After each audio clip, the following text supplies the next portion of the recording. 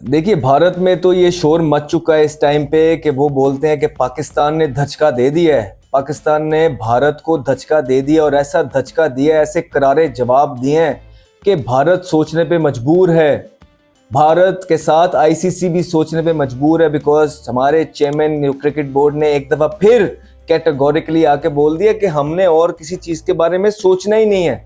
ये hybrid model क्या है भाई? वो कहते हैं साइड पे रखो इस चीज़ को, हमें कोई चीज़ नहीं चाहिए। अगर आपको कोई मसला है और भारत को कोई मसला है तो वो हमें बताएं, हम वो मसला भी दूर कर देंगे, लेकिन मसला तो बताइए।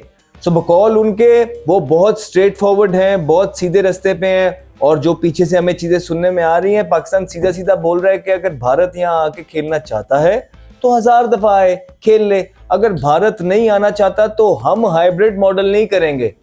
ये आप याद रखिएगा। इस दफ़ा ये चेयरमैन के बारे में जितना हमने सुना है, एक दफ़ा ये कुछ कह देते हैं तो वो करके दिखाते हैं। ये हमने इनकी बारे में चीज़ें सुनी है और ऐसा गलत नहीं हो सकता। आपको याद रखना पड़ेगा, ये वफाकी वजीर भी हैं और इनकी अपनी रेपुटेशन भी अब दांव पे लगी हुई है, क्योंकि ये बातें जो उन्होंने कर रहे हैं वो रिकॉर्ड हो रही हैं। भारत की तरफ से कोई भी चेयरमैन की तरफ से अभी तक बयान नहीं आया।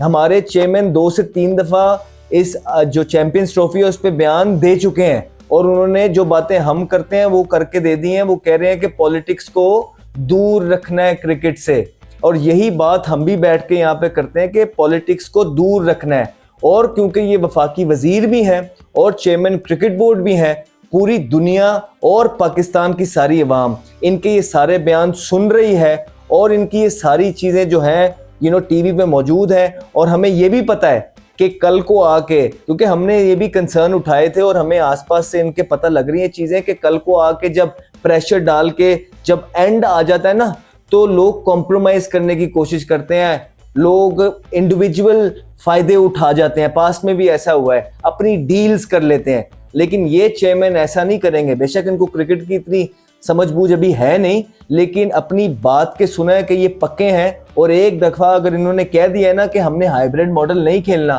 तो दुनिया इधर से उधर हो जाएगी।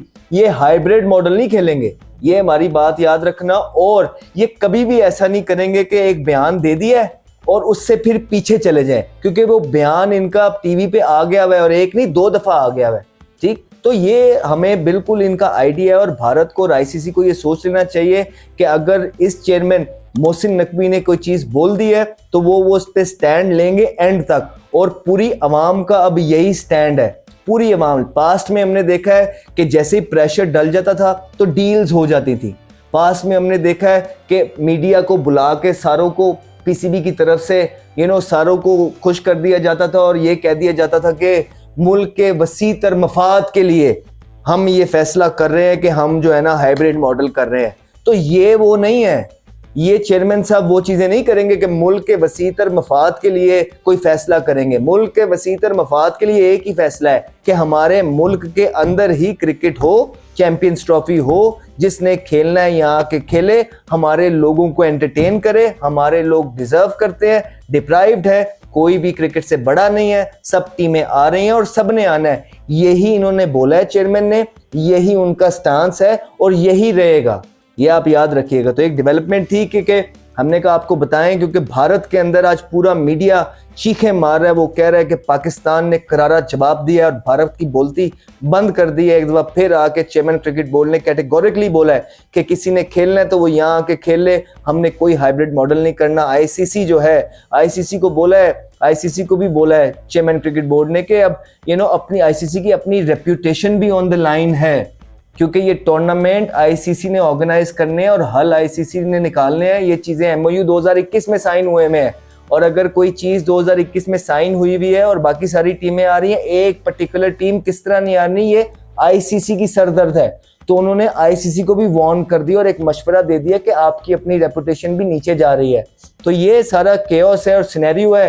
एक अच्छी खबर ये है कि ये chairman cricket board Mohsin Naqvi साहब जो है ये अड़ गए हैं और बड़े अच्छे फैसले पे अड़ गए हैं, और हम उम्मीद करते हैं कि एंड तक वो इसी तरह अड़े रहेंगे और जितना मर्जी डील्स दे दी जाए, जितना मर्जी प्रेशर डाल दिया जाए, एंड में आके हमें उनकी तरफ से ये बयान सुनने को नहीं मिलेगा कि मुल्क के वसी तर मफाद के लिए हमने हाइब्रिड मॉडल चुन लिया है। हमें पूरी उम्मीद है कि जो बयान ये अभी बार बार आके दे रहे हैं इस पे अटल रहेंगे और अड़े रहेंगे। हम भी यहीं हैं और आप भी यहीं हैं, देखते हैं कि क्या होता है। लेकिन मुझे लगता है कि ये जो चेयरमैन है ये अड़ गए हैं, और ये अड़ गया और अड़ा हुआ बहुत बहुत खतरनाक है। तो आपके अपने प्लेयर्स के बारे में भी देखें ना, आपके प्लेयर्स यहाँ आना चाहते हैं। विराट कोहली की जिंदगी में अब और क्या रह गया, मुझे ये बताएं। हर जगह जाके उसने परफॉर्मेंस कर दी है, दुनिया में जहां जहां घूम के आया है वो हर जगह परफॉर्मेंस करके आया है। एक उसका भी तो सोचे ना, प्लेयर्स का क्या रह गया उसकी जिंदगी में। उसकी जिंदगी में एक ही चीज अब रह गई मेरे ख्याल से, कि वो पाकिस्तान आए, पाकिस्तान की आवाम के आगे सेंचुरियां बनाए।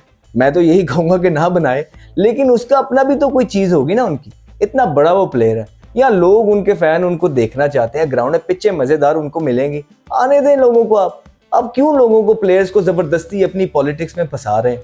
आपको 1000 दफा कहा है कि पॉलिटिक्स को दूर रखें। रोहित शर्मा यहाँ आएगा, इतना प्यार मिलेगा इन लोगों को, बुमराह इधर आएगा, प्यार मिलेगा, मजा आएगा, एक्सपीरियंस है। यही तो चाहते हैं दुनिया में प्लेयर्स, और क्या चाहते हैं। तो थोड़ा सा उनकी गवर्नमेंट को चाहिए, इंडिया की गवर्नमेंट को, भारत को चाहिए कि थोड़ा सा प्लेयर्स के बारे में भी सोच के देख लें कि प्लेयर्स क्या चाहते हैं।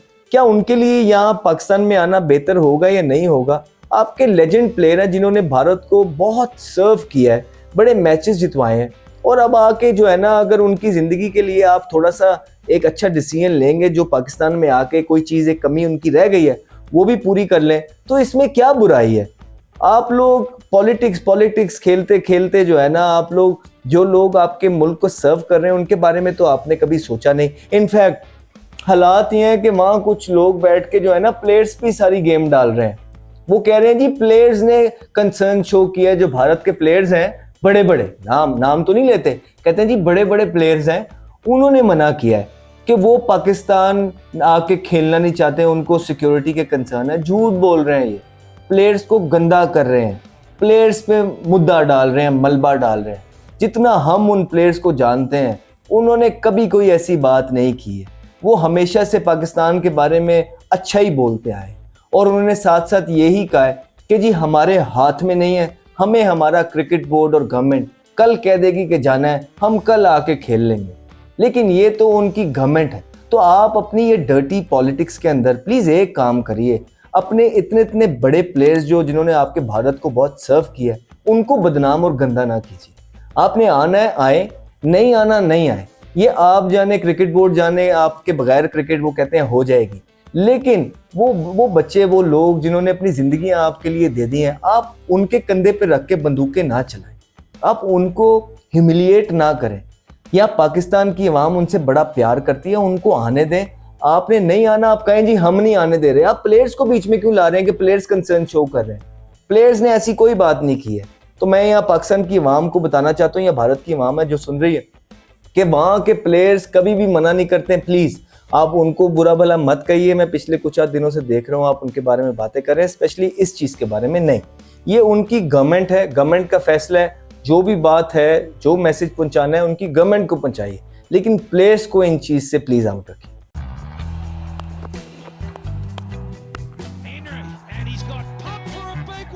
Talented young man, Ahmed Shahzad.